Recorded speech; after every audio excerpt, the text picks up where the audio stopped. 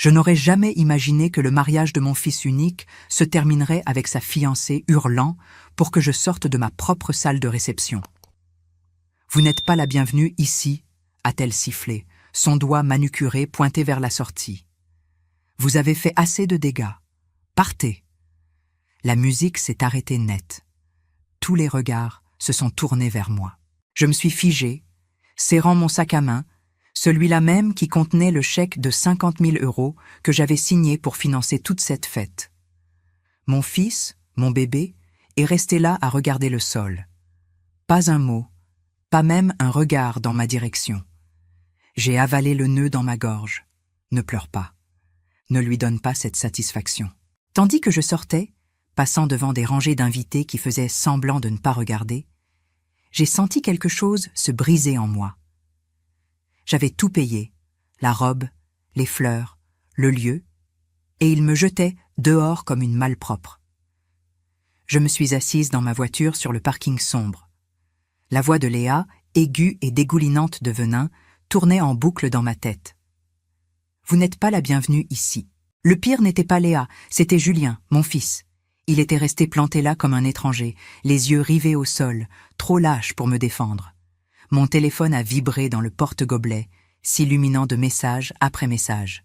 « Pourquoi es-tu partie ? »« Ça va ? » ?»« Ne fais pas de scène, Catherine. » Aucun message ne demandait ce qu'il m'avait fait. Personne de mon côté. Un sanglot est remonté dans ma gorge, mais je l'ai ravalé. Je ne pleurerai pas pour eux. Pas ce soir. À la place, j'ai laissé la colère grandir et durcir en moi, solide et froide comme l'acier. Ils pensaient que j'étais faible parce que j'étais restée silencieuse. Ils pensaient pouvoir m'humilier et profiter quand même du mariage de conte de fées que j'avais construit pour eux. C'en était assez. J'ai attrapé mon téléphone d'une main tremblante et j'ai ouvert mes contacts. Mon pouce a plané un instant au-dessus du nom de l'organisatrice, puis j'ai pris une grande inspiration et j'ai appelé. La ligne a sonné 2 fois avant qu'elle ne réponde, la voix joyeuse et professionnelle. « Bonsoir Catherine, je révisais justement les derniers détails pour demain. »« J'annule tout, » ai-je dit froidement. Il y a eu une pause à l'autre bout du fil. « Je suis désolée, pardon ?» J'ai dit que j'annulais tout. La salle, les prestataires, les paiements. Je me retire. « Catherine, les contrats sont à votre nom, mais êtes-vous certaine ? C'est tellement de dernière minute. » J'en suis certaine. Si je ne suis pas la bienvenue à ce mariage, mon argent non plus. Quand je me suis garée dans mon allée, mes mains avaient cessé de trembler. La colère s'était transformée en quelque chose de plus tranchant, de la détermination. Ils me voulaient dehors, très bien, mais ils allaient apprendre douloureusement que tout ce conte de fées avait été construit sur mon dos. Je me suis assise à la table de ma cuisine, feuilletant le classeur de mariage soigneusement étiqueté que j'avais créé pour Julien et Léa. Chaque onglet était un rappel de ma générosité. Salle de réception, traiteur, fleuriste, photographe, animation musicale. Ils n'avaient rien apporté d'autre que des tableaux Pinterest et une attitude d'enfant gâté. Chaque facture, chaque contrat, chaque signature était à mon nom. J'ai pris le téléphone et j'ai commencé à composer. D'abord la salle. « Bonjour, ici Catherine Moreau. Je suis la titulaire du contrat pour le mariage Moreau-Martin de demain. »« Oui, bien sûr, tout est prêt pour. J'annule avec effet immédiat. » Il y a eu un long silence. « Madame, vous êtes sûre ? Il y a des frais d'annulation substantiels. Ce ne sera pas nécessaire. C'est moi qui ai payé la compte et je suis dans mes droits selon le contrat. » Silence. Puis une réponse prudente. « Compris. Nous traiterons la clôture. » Clic. Suivant. La fleuriste. Même routine. Puis le traiteur. Puis le photographe. À chaque fois, j'ai senti ma colonne vertébrale se redresser un peu plus. À chaque appel, l'image devenait plus claire. Julien et Léa ne voulaient pas seulement mon soutien, ils l'exigeaient. Ce mariage n'était pas le leur, c'était le mien, payé, organisé et maintenu par moi. Et si je n'étais pas la bienvenue, mon argent ne l'était pas non plus. Mais avant de continuer, vérifiez si vous êtes déjà abonné à la chaîne et dites-nous en commentaire de quelle ville ou pays vous nous regardez. Nous aimons beaucoup savoir jusqu'où nos histoires voyagent. En terminant le dernier appel avec le groupe musical, je me suis permis un petit sourire froid.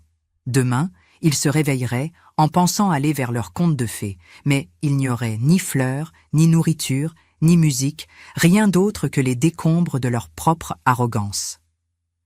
La maison était silencieuse, sauf le clic doux de ma souris pendant que je parcourais mes courriels. J'ai ouvert les pièces jointes en PDF, une par une. Accord de la salle, contrat du traiteur, contrat du groupe. Chaque ligne portait mon nom, ma signature et mon adresse de facturation. Ils aimaient mon argent plus que moi, ai-je pensé amèrement. Il y a quelques semaines, Léa avait insisté. « On va te rembourser la moitié, promis, dès que Julien aura sa promotion. » Cette promesse semblait risible maintenant. J'ai cliqué pour ouvrir le contrat de la fleuriste et j'ai examiné les petits caractères. Annulation par le client entraîne la perte de l'acompte.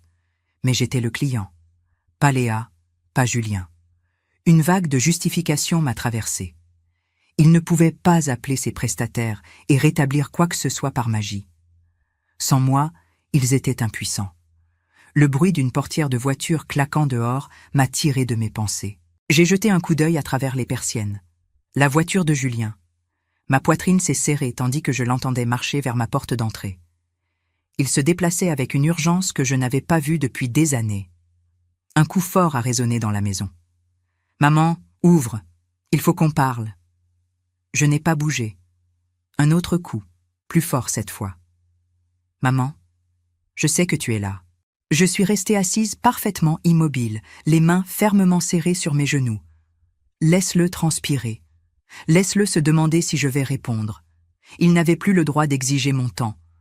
Après une minute, j'ai entendu sa voix, maintenant plus irritée, étouffée par la porte. « Tu ne peux pas faire ça, c'est notre mariage. » Mes lèvres se sont courbées en un léger sourire.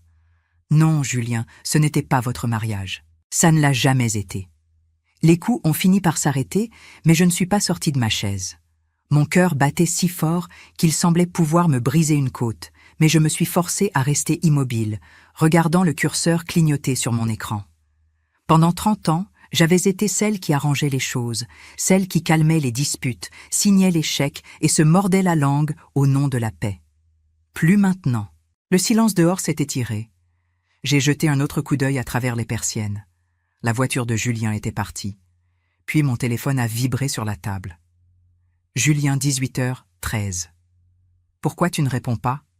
Julien 18h15. C'est quoi ce bordel? Julien 18h17. Tu ruines nos vies. La dernière m'a fait rire tout haut, un son amer et creux qui ne ressemblait même pas à ma propre voix. Je l'ai laissé vibrer encore et encore, jusqu'à ce que finalement, contre mon bon sens, je réponde. « Maman, qu'est-ce que tu fous ?» La voix de Julien était brisée de colère. « Tu ne peux pas simplement annuler le mariage, tout le monde nous attend. » « Arrête. » Ma voix était basse, froide, plus calme que je ne me sentais. « Tu es resté là hier et tu l'as laissé m'humilier devant tout le monde. Tu n'as pas dit un mot. Parce que je ne voulais pas faire de scène. » « Ah, mais c'était acceptable pour Léa d'en faire une. » Il y a eu une pause, une longue. « Maman, écoute. Léa était contrariée, mais elle ne le pensait pas. Tu exagères. » « J'exagère ? » J'ai installé. J'ai tout payé, Julien. La salle, la nourriture, la musique, tout. Et tu l'as laissé me traiter comme une invitée indésirable. « C'est notre mariage !» il a crié. « Non, ai-je dit calmement. C'était mon cadeau. Et maintenant, il n'existe plus. Maman, s'il te plaît, tu ne peux pas faire ça. On va perdre la salle, les prestataires.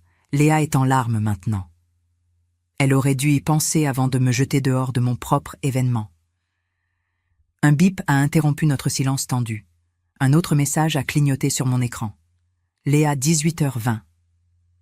Vieille amère et jalouse. Vous m'avez toujours détesté. Léa 18h21.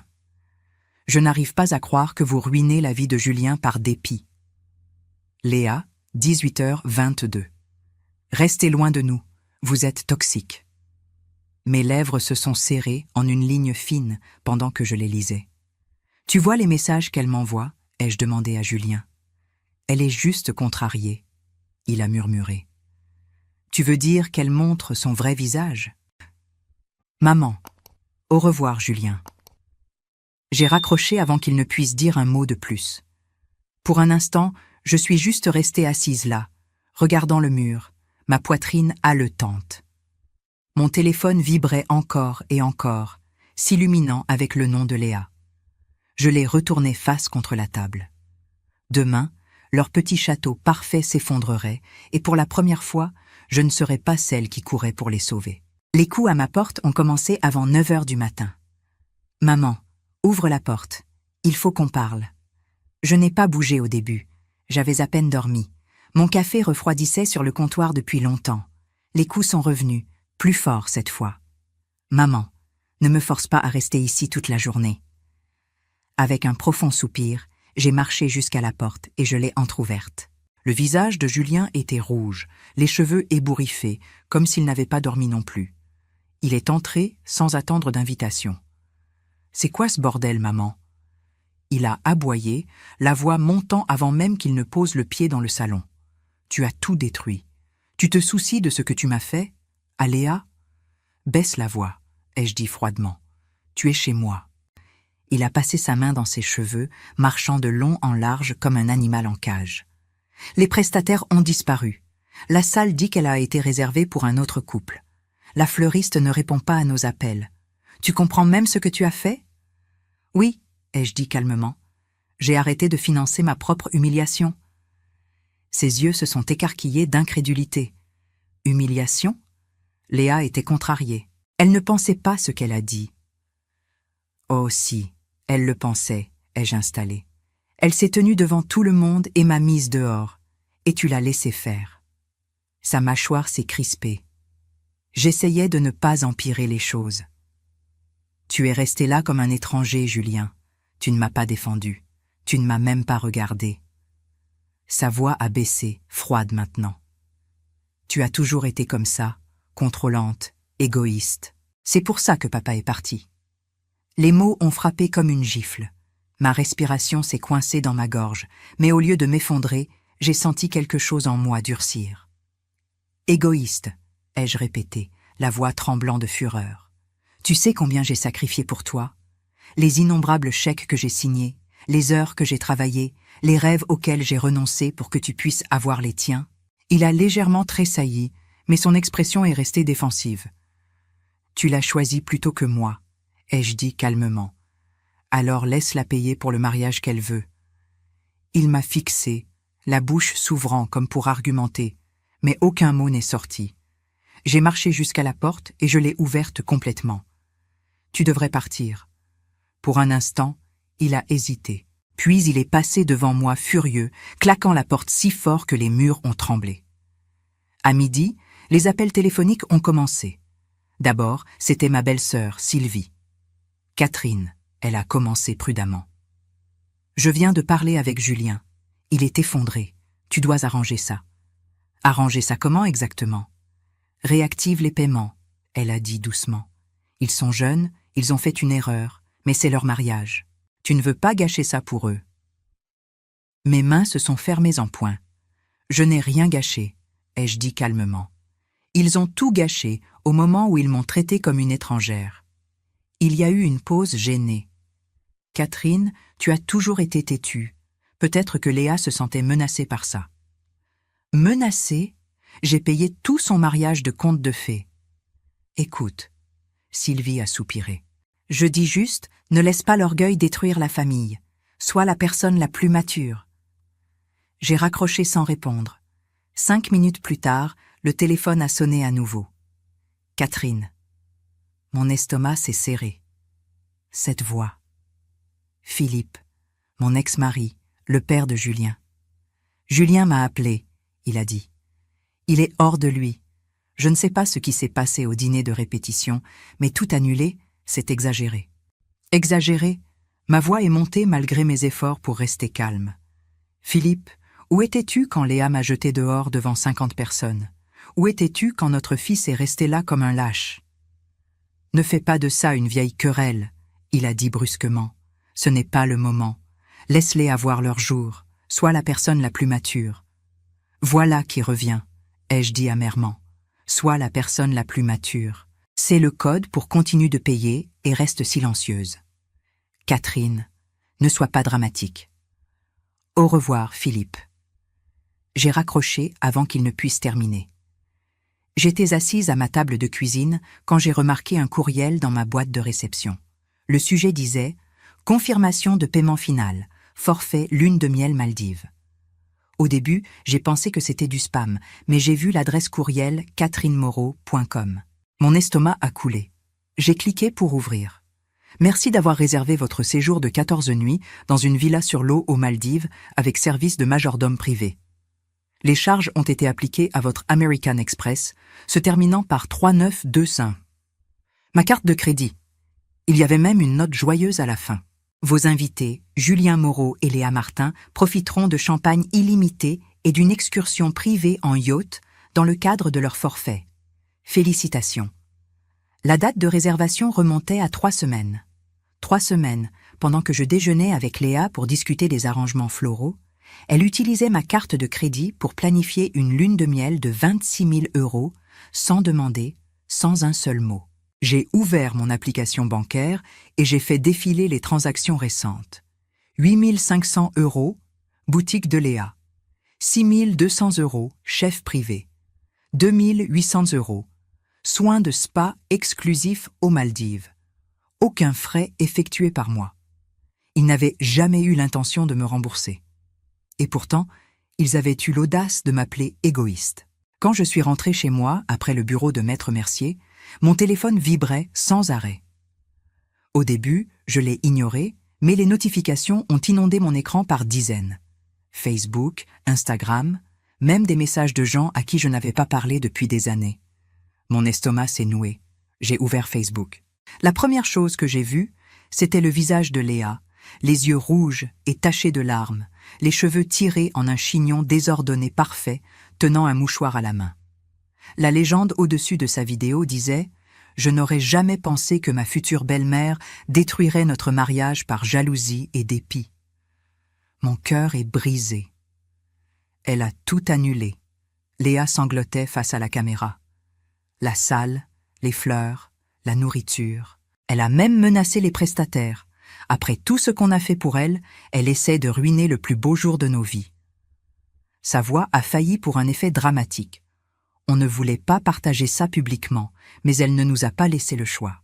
S'il vous plaît, priez pour nous pendant qu'on essaie de reconstruire ce qu'elle a démoli. Les commentaires s'accumulaient déjà. Waouh, quel genre de mère fait ça? Couper les ponts, elle semble toxique. Tellement triste pour toi, Léa. Reste forte.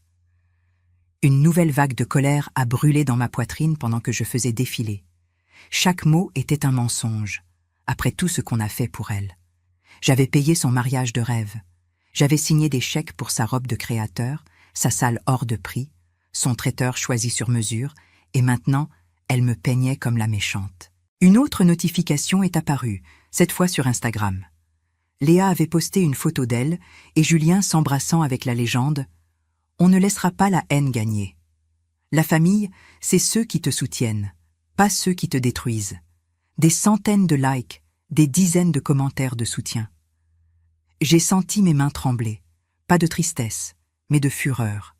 J'ai ouvert mon application de notes et j'ai commencé une liste. Chaque publication, chaque commentaire, chaque mensonge. J'ai pris des captures d'écran une par une, sauvegardant chacune soigneusement dans un dossier marqué pour Maître Mercier. Si Léa voulait une guerre, elle l'aurait, mais pas du genre qu'elle attendait. Le lendemain matin, j'ai pris rendez-vous avec Maître Isabelle Mercier. Isabelle était mon avocate depuis des années, perspicace, discrète et inébranlable. Pendant que j'étais assise en face d'elle dans son bureau ensoleillé, j'ai senti le nœud familier dans mon estomac se serrer. « Catherine, » elle a dit gentiment, croisant les mains. « Vous avez l'air fatiguée. Dites-moi ce qui se passe. » J'ai tout raconté. Le dîner de répétition, l'humiliation publique de Léa, le silence de Julien, le mariage que j'avais financé jusqu'à la dernière serviette et comment j'avais annulé chaque prestataire. Isabelle a écouté sans interrompre, son expression illisible. Quand j'ai finalement arrêté de parler, elle s'est adossée à sa chaise. Laissez-moi être très claire, elle a dit. Vous n'avez absolument rien fait de mal. Chaque contrat est à votre nom. Chaque paiement provient de votre compte. S'ils veulent ce mariage, ils devront le payer eux-mêmes. J'ai expiré lentement, un petit éclair de soulagement perçant la colère. Mais s'ils essaient de me poursuivre ? Ai-je demandé, ma voix plus basse que prévu. Les lèvres d'Isabelle se sont courbées en un léger sourire. Sur quelle base ? Ils n'ont aucun fondement légal. Et si eux ou leurs avocats sont assez stupides pour vous envoyer une lettre, transférez-la moi. Je m'en occuperai. Un coup fort à la porte du bureau m'a fait sursauter. L'assistante d'Isabelle a passé la tête à l'intérieur. Désolée d'interrompre. Il y a un homme au téléphone. Il dit que c'est urgent. Julien Moreau. J'ai figé. Isabelle a levé un sourcil. Vous voulez répondre ? Non, ai-je dit rapidement. Pas maintenant. Bien, Isabelle a répondu. Laissez-le transpirer. Vous avez passé assez de temps à le porter. Pour la première fois en semaine, j'ai senti quelque chose d'inconnu dans ma poitrine. Pas de la colère, pas de la douleur, c'était du pouvoir. Un pouvoir réel et silencieux. J'ai hoché la tête. Vous avez raison. Isabelle a fait glisser une pile de papier sur la table. Je vais rédiger une mise en demeure à tous les prestataires, confirmant l'annulation et votre unique autorité légale. Et si Julien ou Léa se présentent ici, ils parleront à moi, pas à vous. Pendant que je signais les papiers, ma main ne tremblait plus. Qu'ils ragent, qu'ils crient, je n'étais plus leur portefeuille. Isabelle a tapé sur un dossier étiqueté « Compte conjoint ». Vous saviez que Julien retire de l'argent du compte que vous avez ouvert pour lui à l'université ? Mon estomac s'est tordu. Je pensais qu'il avait arrêté de l'utiliser il y a des années. Il n'a pas arrêté. En fait, elle a ouvert un relevé de transactions récentes. Il a retiré 5 000 € le mois dernier, juste après que vous ayez payé la compte de la salle. Le sang a quitté mon visage. Isabelle ne s'est pas laissée intimider. On va la geler maintenant, aujourd'hui, avant qu'il ne décide de vider le reste. Faites-le, ai-je dit calmement. Isabelle a hoché la tête. Considérez que c'est réglé. Le jour du mariage est arrivé quand même. Un samedi matin lumineux de juin, exactement comme Léa le voulait. Je me suis réveillée au son des vagues à l'extérieur de la fenêtre de mon hôtel, l'odeur de l'océan flottant dans l'air. Le spa de Biarritz avait surclassé ma réservation vers une suite avec balcon privé donnant sur la mer. À midi, j'étais allongée sur une chaise longue, mes cheveux enroulés dans une serviette, une coupe de champagne glacée à la main. Une notification a sonné sur mon téléphone. Aujourd'hui est le grand jour. Hâte de vous voir tous les deux à 14 heures. Un invité clairement inconscient que le conte de fées s'était effondré. J'ai pris une gorgée de mon champagne et j'ai souri légèrement. Exactement à 14 heures, j'ai imaginé la salle, maintenant réservée pour un autre couple, animée de fleurs et de rires qui n'avaient rien à voir avec Julien ou Léa. La pensée n'a pas apporté de satisfaction. Elle a apporté la paix. Pour la première fois en années, je me sentais légère. Le personnel m'a apporté un plateau de fruits et a rempli à nouveau ma coupe. J'ai pris mon téléphone, ouvert Instagram et pris une photo de la vue. Ciel bleu infini, lumière du soleil scintillant sur l'eau, ma coupe de champagne brillant dans le coin. J'ai tapé une légende courte. Meilleure décision que j'ai jamais prise. Sans contexte, sans nom, mais je savais qu'il verrait et saurait exactement ce que je voulais dire. Pendant ce temps, à Toulouse, le chaos s'installait. Les premiers invités sont arrivés à la salle à 13h30, vêtus de leurs plus beaux habits. Ils ont trouvé les portes fermées et un panneau accroché à l'entrée. Réservé pour le mariage Fontaine-Roussel. Les murmures ont commencé immédiatement. C'est la bonne adresse ? Où sont Julien et Léa ? Quelqu'un a-t-il reçu un message ? À 14 heures, plus de 50 invités, confus, se tenaient devant la salle verrouillée. Certains ont appelé Julien, d'autres ont appelé Léa. Personne ne répondait. Une cousine de Léa a finalement posté sur Facebook. Quelqu'un sait ce qui se passe avec le mariage Moreau-Martin. On est tous devant une salle fermée. Les commentaires ont explosé. Quoi ? Le mariage est annulé ? J'ai conduit 3 heures pour rien ? Quelqu'un doit nous expliquer ce bordel. Puis un commentaire a tout changé. Ma cousine travaille à la salle. Catherine Moreau a réservé et payé pour tout. Julien et Léa n'ont pas payé 1 centime. Elle a annulé parce que Léa l'a jetée dehors au dîner de répétition. Le barrage s'est rompu. Les captures d'écran du forfait lune de miel de Léa, facturées sur ma carte de crédit, ont d'une manière ou d'une autre fuité vers un groupe de potins de mariage. Les gens étaient impitoyables, donc ils l'ont utilisé pour payer un mariage et des vacances de luxe, puis l'ont humilié. Classe. Imaginez mordre la main qui vous nourrit. Il se mérite, gâté et arrogant. Même certains des anciens amis d'université de Julien se sont manifestés. Ça ne me surprend pas. Il a toujours laissé les femmes lui marcher dessus. Je n'ai pas commenté. Je n'ai pas liké ni partagé, mais j'ai sauvegardé chaque capture d'écran. Plus tard cet après-midi, Sylvie, ma belle-sœur, a appelé. « Catherine », elle a commencé prudemment. « Je ne réalisais pas. Je suis désolée. Nous pensions tous que Léa avait fait en sorte que tu essayais de saboter sans raison. »« Vous l'avez cru ?» ai-je dit calmement. « Je sais », Sylvie a soupiré. « Mais les gens commencent à voir la vérité maintenant. Je voulais juste que tu saches. Tu n'es plus seule là-dedans. » Je n'ai pas répondu. Je n'avais pas besoin de sa pitié. Dans la soirée, les réseaux sociaux étaient en feu. Les posts de Léa avaient été partagés des centaines de fois, mais maintenant avec un contexte différent. Les commentaires sous sa vidéo en larmes avaient changé de ton. « Vous avez mordu la main qui vous nourrissait et maintenant vous jouez la victime ?» Pathétique. « Elle a payé 50 000 € et vous l'avez jetée dehors ?» Vous méritez ce chaos. Catherine Moreau est une reine. Elle leur a appris une leçon. Le compte Instagram de Léa s'est tu. La photo de profil de Julien a disparu. La vérité avait un moyen de ramper toute seule et cette fois, je n'avais pas eu besoin de dire un seul mot. J'ai posé mon téléphone et j'ai regardé le soleil se coucher sur l'horizon, une nouvelle coupe de champagne à la main. Ils pensaient pouvoir m'humilier et encore vivre du conte de fées que j'avais payé. Ils avaient tort. Je n'étais pas leur portefeuille, j'étais leur réveil. Quand la 2e semaine est passée, les ragots s'étaient répandus comme un incendie. Le compte Instagram de Léa s'était tu complètement. La photo de profil de Julien avait disparu. Ça a commencé petit, un ami commun postant. Peut-être ne mordez pas la main qui vous nourrit la prochaine fois. Puis une cousine de Léa a partagé un tweet énigmatique. Si vous ne pouvez pas payer votre propre mariage, ne criez pas sur la personne qui paie. Les gens ne chuchotaient plus, ils riaient. Les captures d'écran des posts de Léa ont fuité vers un forum de mariage. Des mariés et des étrangers se sont acharnés. Elle a ruiné son propre mariage en étant une gamine pourrie. On dirait qu'elle pensait que sa belle-mère était son distributeur de billets. L'arrogance est irréelle. Qui jette dehors la personne qui finance tout l'événement? Même les prestataires se sont joints. Une fleuriste a posté anonymement. On l'a prévenue que sa belle-mère était la titulaire du contrat. Elle s'en fichait. Elle pensait être au-dessus des conséquences. Je n'ai pas dit un mot. Je ne me suis pas défendue. Je n'en avais pas besoin. La vérité avait sa façon de ramper toute seule.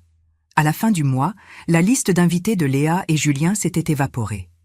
Les amis ont arrêté de répondre à leurs appels. Leur mariage de rêve était le sujet de conversation de la ville, non pas comme une célébration, mais comme un conte d'avertissement. Et moi, j'étais assise sur un balcon à des centaines de kilomètres, regardant le soleil se coucher sur l'horizon avec une coupe de champagne à la main. J'ai posté une photo tranquille, mes pieds relevés, l'océan s'étendant infiniment devant moi. La légende simple. Le bonheur me va mieux. Je n'ai pas vérifié les likes ou les commentaires. Je ne me souciais pas de savoir si Julien ou Léa, ou l'un des parents qui m'avait autrefois appelé dramatique, l'avaient vu. Ce n'était pas pour eux, c'était pour moi. Le lendemain matin, mon téléphone a vibré. Julien. J'ai regardé l'écran pendant un long moment avant d'appuyer sur « Refuser ». Un message texte a suivi. On peut parler? On a fait des erreurs. J'ai éteint le téléphone et je l'ai posé face contre la table. Pendant des années, j'avais laissé les gens me tirer dans leur tempête. Maintenant, je choisissais la paix.